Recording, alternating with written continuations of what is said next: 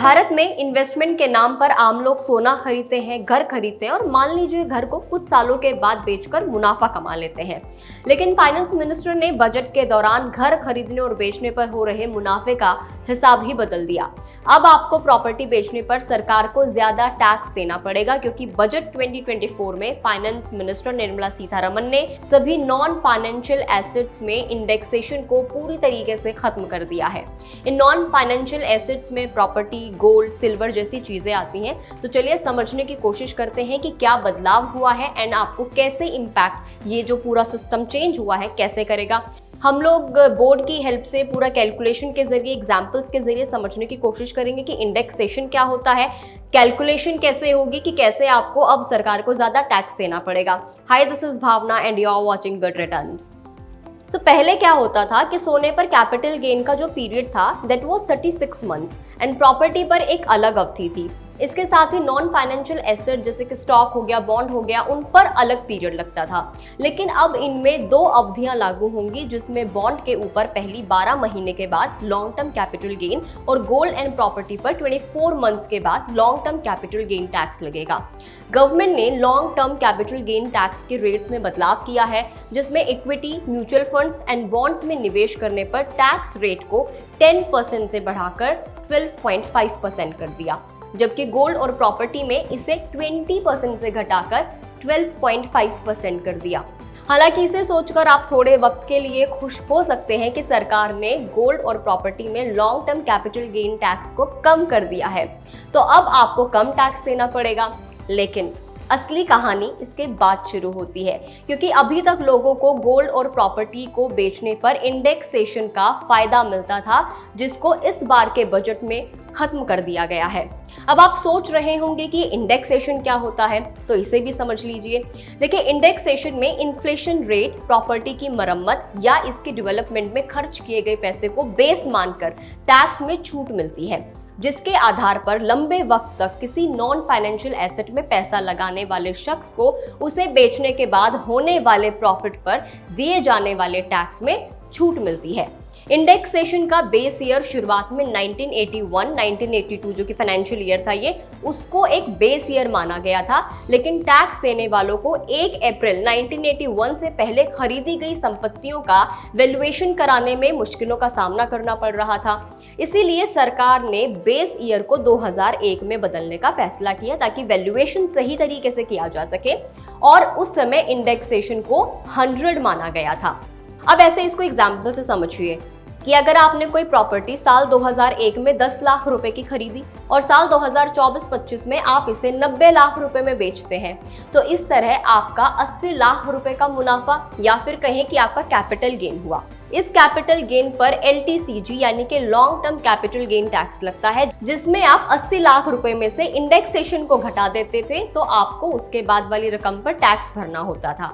लेकिन इस बार के बजट में फाइनेंस मिनिस्टर ने जो किया है, यानी कि इंडेक्सेशन के बेनिफिट को खत्म कर दिया है। उसके बाद एक्सपर्ट्स ये मान रहे हैं कि अब पहले के कंपैरिजन में आपको ज्यादा टैक्स देना होगा, क्योंकि उसको 20 से 12.5 भी कर दिया है, लेकिन फिर भी आपको ज्यादा टैक्स पड़ेगा। अब हम समझेंगे कि इंडेक्सेशन निकालते कैसे हैं, तो उससे पहले हम एक बार ये समझ लेते हैं कि CII क्या होता है और इसको हम किस तरीके से, क्योंकि आप जब मैं आगे आपको कैलकुलेशन समझाऊंगी, CII आप नहीं समझेंगे तो आपको कैलकुलेशन शायद थोड़ी सी पेचीदा लगेगी।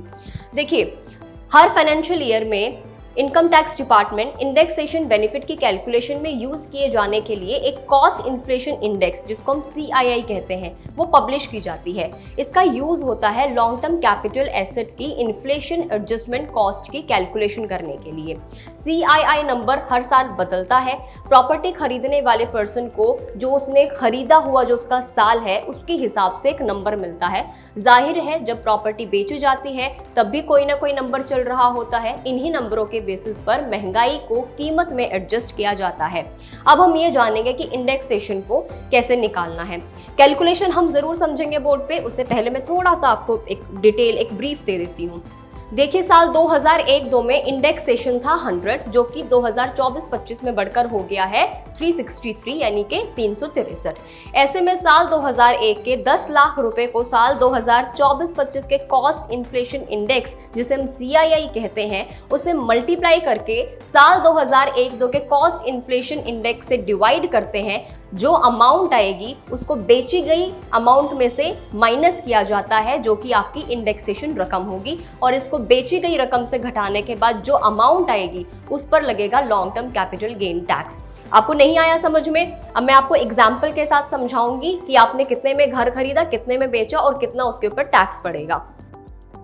अब जैसे 2001 में आपने घर खरीदा था 10 लाख में, उसके बाद जो आपका 2024 में आपने घर बेचा, उस टाइम पे CII था हमारा 363, उसको हमने मल्टीप्लाई किया। 2001-2 में जो हमारा CII था 100, उससे हमने डिवाइड किया, तो उसके बाद जो हमारी इंडेक्सेशन की अमाउंट आई है वो आई है हमारी 36,30,000। अब जो हमारा मुनाफा हुआ है, हमारा मुनाफा हुआ है 80 लाख का। इसमें से हम अपनी जो ये इंडेक्सेशन अमाउंट है, हम इसको माइनस कर देंगे। इसका मतलब है 36,30,000। हम इसको इसमें से माइनस कर देंगे। उसके बाद जो हमारी अमाउंट आएगी वो आएगी, तो ये हुआ हमारा 43,70,000। इस पर हमें देना था 20% का। पहले ये मैं जो आपको सिनेरियो बता रही हूँ, ये हमारा पहले का सिनेरियो है जिसपे हमें कैपिटल गेन टैक्स देना पड़ता था। इस पे हमें देना था 20% का कैपिटल गेन टैक्स, जो कि हमारा बनेगा 8,74,000 रुपए का कैपिटल गेन टैक्स, अगर हम पहले वाले रूल के हिसाब से देखें 20% पे। लेकिन अब इसके बाद चेंजेस हुए हैं। अब हमारा इसको 12.5 कर दिया गया है, एंड साथ में हमारा इंडेक्सेशन का जो बेनिफिट था उसको हटा दिया गया है। अब उसकी भी एक बार कैलकुलेशन हम लोग समझेंगे। इंडेक्सेशन के फायदे को हटा दिया है, यानी कि जो ये वाली अमाउंट थी ये वाली हमारी हटा दी गई है। अब हमें जो टैक्स देना है 12.5, जो रिवाइज्ड हमारा कैपिटल गेन टैक्स है, उसको हमें हमारे मुनाफे यानी कि 80 लाख पे देना है 12.5% का, जो कि हमारा हुआ 10 लाख रुपए। यानी कि जो पहले हमें टैक्स देना पड़ता था वो होता था 8,74,000 इस कैलकुलेशन के अकॉर्डिंग, लेकिन अब हमें उसको देना पड़ेगा 10 लाख। यानी कि आपको फायदा नहीं हुआ, बल्कि अब आपको ज्यादा टैक्स देना पड़ेगा। तो केंद्र सरकार की तरफ से प्रॉपर्टी पर long term capital gain tax calculation में इंडेक्सेशन का फायदा हटाने के बाद रियल एस्टेट शेयर्स में भारी गिरावट हुई। इस कारण से प्रॉपर्टी खरीदारों के बीच में चर्चा शुरू हो गई है कि आखिर उन्हें फायदा होगा या नुकसान। इस पर सरकार का कहना है कि इंडेक्सेशन हटाने से टैक्स पेयर और टैक्स डिपार्टमेंट के लिए कैपिटल गेन टैक्स की जो कैलकुलेशन है वो आसान हो जाएगी। आपको क्या कुछ लगता है जिस कैलकुलेशन के साथ हमने समझने की कोशिश करी है, जिसमें आपको ज्यादा टैक्स अब देना पड़ेगा, आपको लगता है ये फैसला सही है, नहीं है, ये आपके फायदे के लिए या नहीं है? वो आप हमें कमेंट करके बताएं आपकी क्या राय है। अगर आप इस वीडियो को फेसबुक पर देख रहे हैं तो फेसबुक पेज को लाइक करें, यूट्यूब पर देख रहे हैं और चैनल को अभी तक सब्सक्राइब नहीं किया है तो सब्सक्राइब जरूर करें।